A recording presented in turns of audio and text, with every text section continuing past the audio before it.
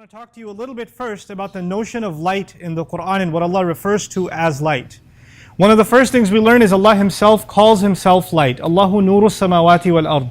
Allah is the light of the skies and the earth. Another place you'll find the usage of the term light in the Quran is it's actually used as a synonym, as an alternative term for guidance itself. That light and guidance are actually considered the same. Just like somebody's in the darkness is the same as saying somebody's misguided. The opposite is also true. Somebody's in the light or somebody has light is actually to say that somebody has guidance. It's also important to note that this light Allah describes exists inside the hearts of people. It's inside the hearts of people. And the analogy of light in the Quran is like a house at nighttime with an indent or a niche inside the wall with a lamp inside it. And that's, in the old days, the niche used to look like an arch, right? And it's actually similar to the way that the rib cage is shaped. And the lamp in that example is actually a parallel for the heart itself. And so a lit up lamp is like a lit up heart, whose glass has to be clean and all of that. But in any case, just the point I was trying to make first and foremost is that the idea of light is, in the spiritual sense, is something that lives inside our hearts. The reason that analogy is important is because light doesn't stay inside, light goes outside. Right? So if there's a lamp, its benefit is not only limited to the lamp itself, it illuminates its surroundings, doesn't it?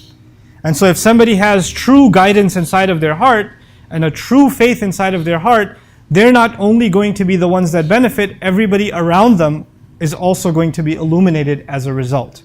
And as a matter of fact, light only truly gets appreciated when you're in the dark. In other words, our faith and our iman is only really put to the test, and really its benefit comes out when we are surrounded by difficult circumstances, when we're surrounded by misguidance. The second thing I want to talk to you guys about when it comes to this idea of light is it's not just something figurative. In other words, obviously if you open up somebody's chest, you're not going to see light inside, but actually a day is coming when you will. On the day of resurrection, Allah actually turns our faith into real, actual light. And we all have to take a walk on Judgment Day after our judgments are done. We have to take a walk towards our final destinations, either heaven or hell. And there are people who had faith with them, which is nurun yas'a bayna aydihim wa bi aymanihim. There are two kinds of light that are going to aid us on that day when there's complete darkness. The light is going to be coming out of our chests, and there's another light that's going to be coming out of our right hands. That's what the Quran describes on a couple of occasions. That light is supposed to help you navigate through this difficult path so you and I can make it to the gates of heaven. That's the point of it. Okay? Now, why are there two kinds of light? One of those lights has to do with your sincerity to Allah and the genuineness of your faith. That's inside of your heart. Only you know that and Allah knows that. Nobody else can check it. The other light, as I mentioned, comes from your right hand. And that light is actually a representation of the things you and I did in this life. If you had good deeds to do, if you did good works, then those works are going to get converted into light on that day. So you've got these couple of torches on Judgment Day that are helping you navigate, that are helping you move forward, right? And at the end of the day, all of this conversation it's only got one purpose. You and I want to stand up on that day and we want to have some light on our hands. We want to be able to access that light so we can make our way to Jannah.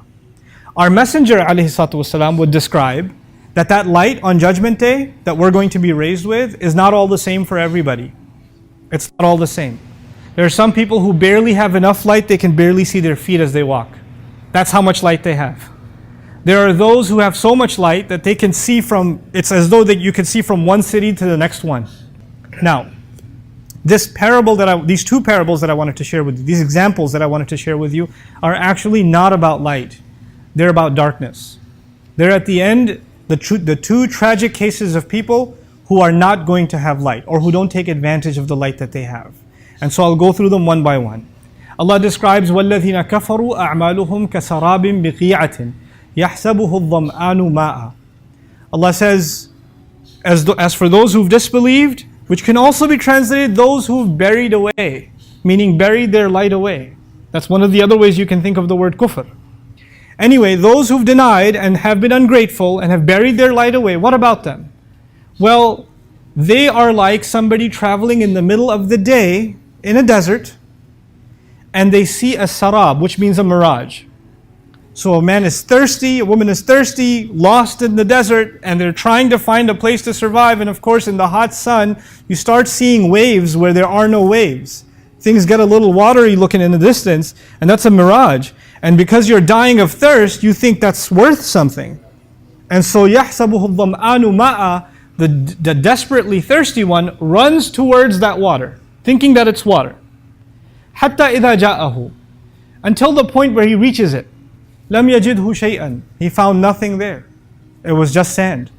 It was a false image. فَوَفَّاهُ حِسَابَهُ وَاللَّهُ سَرِيعُ الْحِسَابِ. So Allah, and he will only find Allah there. He was looking for water, and Allah makes a strange turn in the example. He says instead of finding water there, he will find his master there. فَوَجَدَ اللَّهَ عِنْدَهُ فَوَفَّاهُ حِسَابَهُ. He'll find Allah there, and Allah will complete his account there. Allah will give him what he deserves. Wallahu sari'ul hisab, and Allah is quick in taking the audit. Allah is quick in taking account of all the things you and I did. That's the first example. I haven't explained it yet. I just want you to know what it is first. Now quickly the second example. Oh, another example. And this is going to be almost the opposite scene. First time we were in the desert, now we're going to be in the ocean. He says, كَظُلُمَاتٍ فِي بَحْرٍ. It's like layers on top of layers on top of layers of darkness out at sea.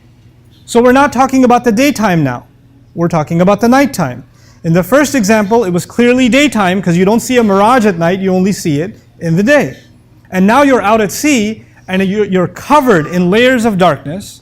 And then he says, في ظلمات في بحر لجي. Lujji means an ocean that is not merciful, that won't let up. Like the waves are getting violent and you're hoping it was just one bad wave and then things are going to calm down. But no, the waves keep getting worse and worse and worse. Until يَغْشَاهُ مَوْجٌ مِّن فَوْقِهِ. A wave overtakes him. A wave is so huge out in the middle of sea that it crushes whatever vessel he's in, whatever boat or ship that he's in. It's now underwater. And then مِّن فَوْقِهِ مَوْجٌ. On top of that wave that's already slammed you into the water is another wave throwing you deeper inside. Min fawqihi sahab. And on top of that there are thunderstorm clouds. In other words, when the clouds are there, that's an indication a storm is coming, right? People that are experienced at being out at sea, they can see the clouds and know, we got to get ready, things are about to get ugly. So Allah says that the waves are relentless and the storm's not letting up either. And this person, whoever they were, that poor soul, is being now drowned into the depths of the sea, in the middle of the darkness. And at the end of that parable, what does he say? إِذَا أَخْرَجَ يَدَهُ لَمْ يَكَدْ يَرَاهَا. You're all the way at the bottom of the sea, you can't even try and get up. You try to get up, another wave comes and slams you down. That's the problem. You could try to swim your way off, but there's another wave on top. And so he says, he's so much lost in the dark that when he takes his hand out, لَمْ يَكَدْ يَرَاهَا, it's almost as if he can't even see his own hand. وَمَنْ لَمْ يَجْعَلِ اللَّهُ لَهُ نُورًا فَمَا لَهُ مِن نُور. Whoever Allah didn't give light to, how can they have any light? Whoever Allah didn't furnish any light, how could they have any lights in? Now let's try to dig a little deeper and appreciate what's being said. Basically, in both of these cases, a person is not seeing what they're supposed to. One person's in the middle of day, it's bright outside, and yet they see things that aren't there. They see a mirage, don't they? Which is as good as being blind. You might as well be in the dark because it's not there. What you see isn't there. And in the other case, somebody's in the dark, they're at sea, there's not even moonlight because it's covered by the clouds, there's these waves, you're blind in another way. These are both sides of blindness. But why give two different sides of blindness? Because Allah is describing that on Judgment Day, people are going to come before Him that are, the unfortunate cases are going to be of two kinds. There are going to be two kinds of unfortunate cases. So here's where I'd like for you to pay extra attention, to understand what is going on in these parables. There are people who assume that they are in light. There are people that are like that person out in the desert, surrounded by light. You can't get brighter than the desert in the daytime. So there are people that are in a good environment. They act religiously. They look religious. They talk religious. Their family's religious, their community's religious, they're involved in the religious sense, they're involved at the masjid, they're in a religious setting. They're surrounded by light. And a lot of times we assume that people like that are straight one-way ticket to heaven. But unfortunately, even when you're surrounded by that much light, you know what happens sometimes? You start becoming delusional. You start thinking that the appearance of looking religious, the words that you use that make you sound like you're religious, you look like you're pretty enlightened, doesn't actually say anything about what's going on the inside. There could be two very different realities. Basically what happens is you have people that look very spiritual, very enlightened, very religious, very committed to the faith on the outside. And they commit to those things that make them look that way. All the things that other people can perceive become important. But there's something going on inside of you like greed, like jealousy, like pride, like anger, like hatred. You can't see somebody else succeed, it bothers you. What is in front of people needs to look pristine. And what's going on inside is ugly. It's dark. And these people assume that because they're doing good things, they're volunteering, they even grew out a beard, they put the hijab on, they even memorized some Quran, all the outside stuff is pretty good, they start assuming also that Allah is going to really reward me for all of this. I'm doing pretty good. And that, by the way, that sense of superiority is probably the worst of all of the other vices I mentioned. When you start thinking and I start thinking that I stand in a better place than another human being before Allah, that pride is actually a replica of the pride of the devil. This is the first example. People who actually think they're in light and they're doing good. But you're like a person in the desert. You're going to die of dehydration. And when you get there, what you think is water, meaning you think you're going to go to heaven and be replenished for all the deeds you did, all you find there is Allah who says, actually, you did everything else on the outside, but there was no light inside of you. Whether or not people praise you and me means nothing. As a matter of fact, whether or not people criticize you and me also means nothing. On the other side of it, there's another darkness. But the other one is a completely different scenario. And the other one is a scenario of someone, like I mentioned, in the dark. And then they're even pushed into more darkness, and then more darkness, and they just keep going deeper and deeper. This is actually someone who's not in a good environment. This is someone who's not involved with anybody. They're not even around people who have strong faith. As a matter of fact, all the friends they have make them even a worse person. They instill even worse habits in them. And the environments they put themselves in, the situations they put themselves in, are pure evil. They're pure darkness. But they're addictive also. They keep going to that stuff.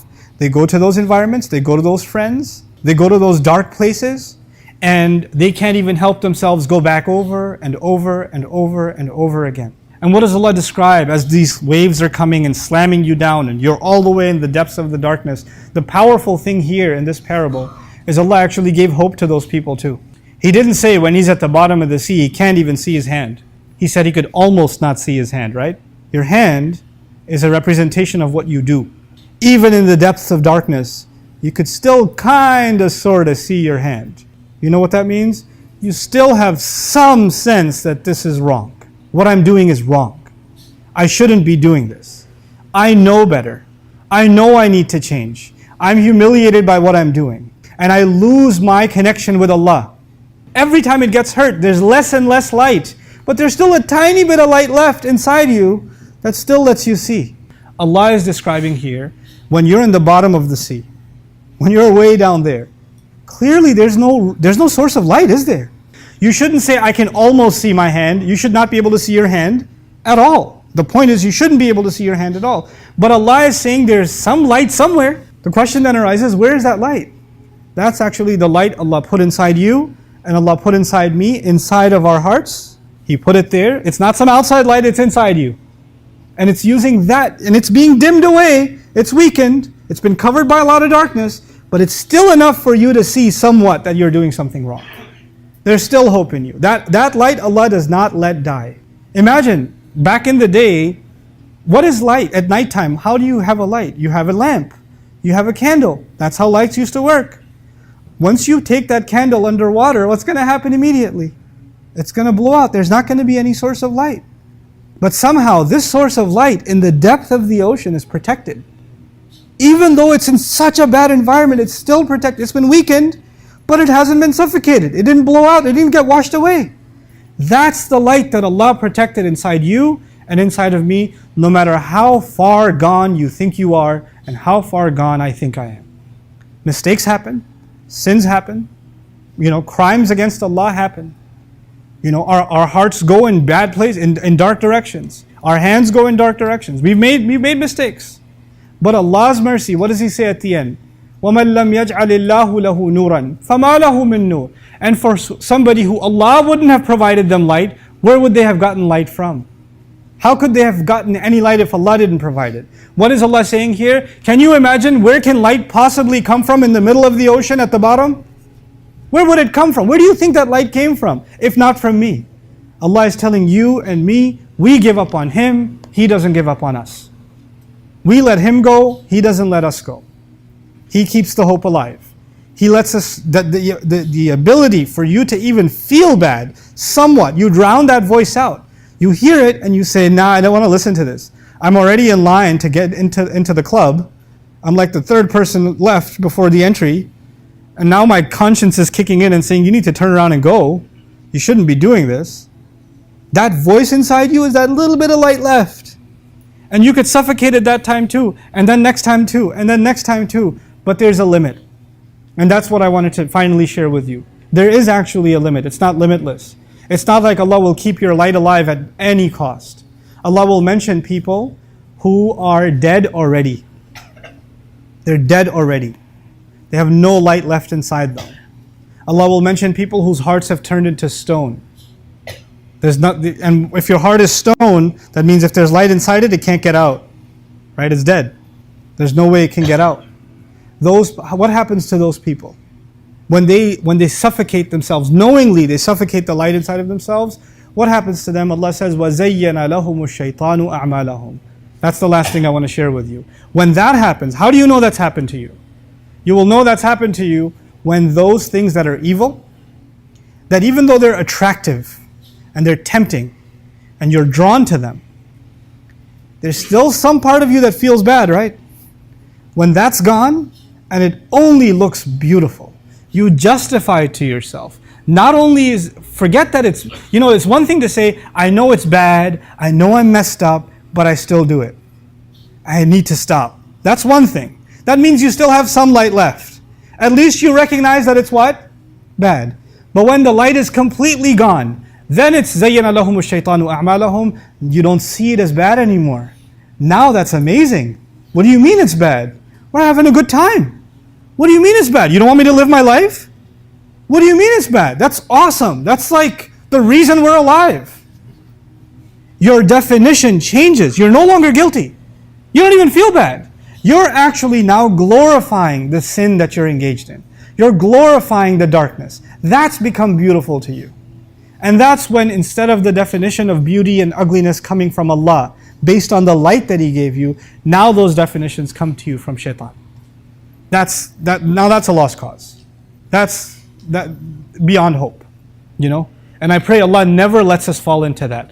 Sometimes there may be you and I may be doing something evil, and there is something called a defense mechanism, right? It just kicks in. Somebody calls you out on it, or your own conscience calls you out on it, and you start rationalizing it to yourself. No, it's not that bad.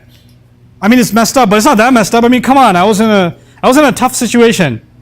Well, what do you expect me to do? And we justify to ourselves, right? But deep down inside, you also know that you're lying to yourself. At least you're just trying to cope with having to live with the decision you've made or the sin that you're engaged in. But you don't even believe your own argument, actually. You don't even believe it yourself. That is, at the end of the day, the most precious thing Allah gave us, is that light. I told you that's the last thing. Since I have a minute, I'll throw one last thing in. You know what the Quran is called in the Quran? فَآمِنُوا بِاللَّهِ وَرَسُولِهِ وَالنُّورِ الَّذِي أَنزَلْنَا. Believe in Allah and His Messenger and the light that we sent down. Allah calls the Quran light. It's not an accident. He calls it light because my engagement with Allah's words, that's Allah talking to me. It's not just a book. It's not just something I recite. It's Allah talking to me. When Allah talks to me, then that light inside me gets stronger.